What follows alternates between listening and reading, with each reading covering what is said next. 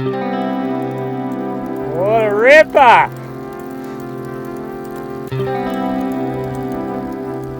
For the past few weeks, we've been discovering the high altitude delights of Bolivia, our first proper border crossing of the trip after 4 months spent in Argentina. We have tracked over 1,000 kilometres past the border, passing through the largest salt flats in the world en route. The last time we left you, we had just arrived at the beautiful city of Salta in northern Argentina after a difficult week on notoriously tough gravel roads. We spent a few nights in the city, recuperating with ice cream, food, wine, and more ice cream in Tim's case, before heading north towards the La Quiaca border.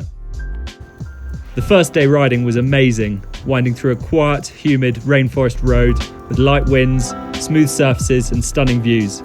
Enjoying our day so much, and realising that our planned camp spot resembled a reggaeton-style Butlins, we pressed on towards the next big city of San Salvador de Jujuy, 40 kilometres or so away.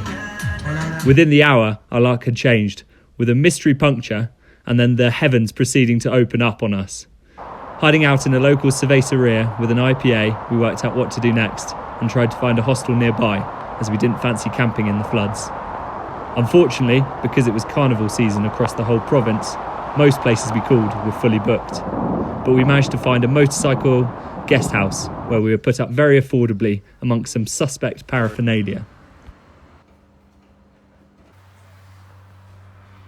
The ride north was thankfully much drier as we climbed higher and higher towards the Bolivia border. We were met with incredible villages and towns, enhanced by the life and soul of the carnival season.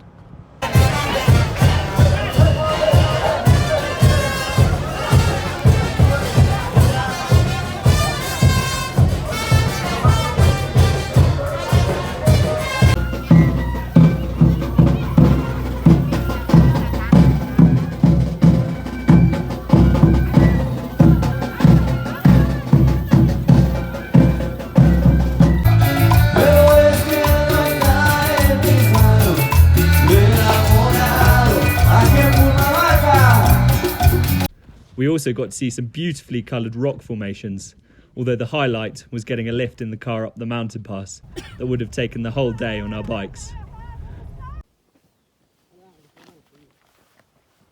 It's just another pile of rocks, isn't it?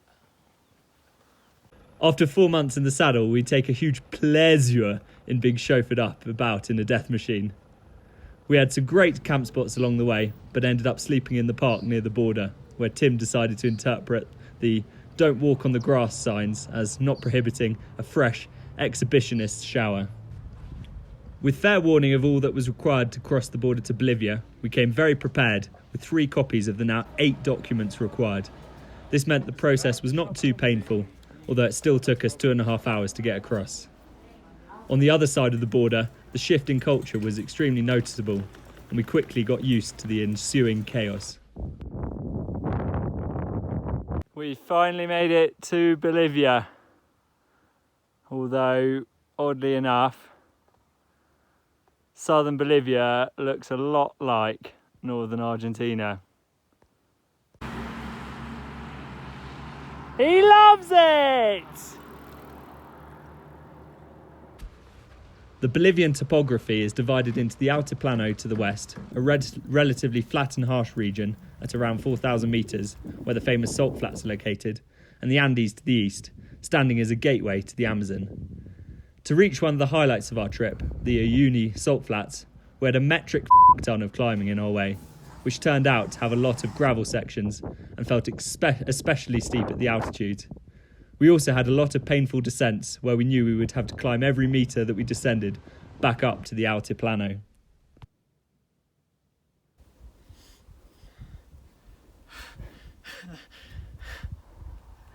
Stale bread, some pissy olive oil. Oh.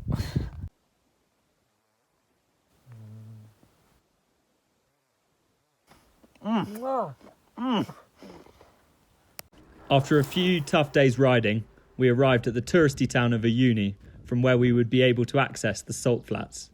The city also hosts an amazing train graveyard that we were lucky to see in the beautiful evening light. We had been previously warned that because we were on the tail end of rainy season in Bolivia, the salt flats were going to be quite wet and uncyclable, and this turned out to be true. but luckily only for the well-trodden edge of the flats. To save our bikes from a saltwater dousing, probably the worst thing you could do to the health of the bikes, we caught a lift in the oldest looking 4x4 we could find and drove to a hotel made of salt, 8 kilometres from the rim, that was originally built for the 2016 Dakar Rally. This was a popular spot with tourists, and after we had taken our own touristy photos, we got to enjoy watching all the other tourists set up their silly photos, which was great entertainment for the afternoon. He loves it! We spent the rest of the day frolicking about in the salt, enjoying the sheer novelty and uniqueness of the place.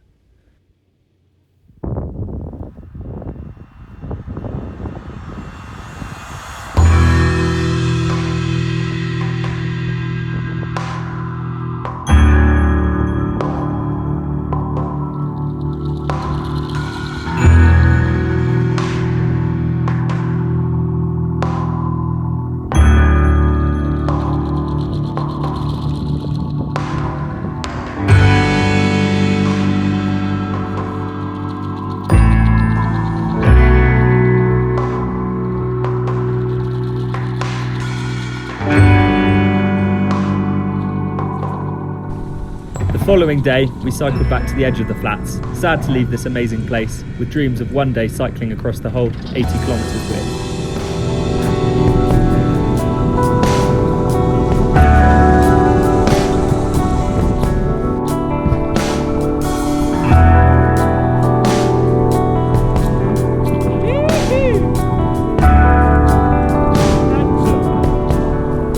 Absolutely mental!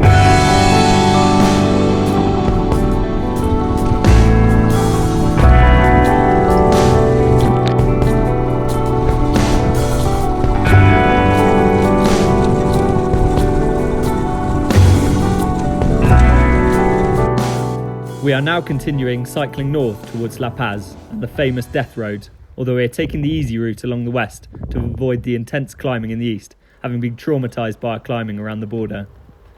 In the last few weeks, it was announced that Peru has opened its land borders, just in time for us to cross in a few weeks' time. Hopefully Deltacron won't foil our plans and will let us cross into our third country of the trip,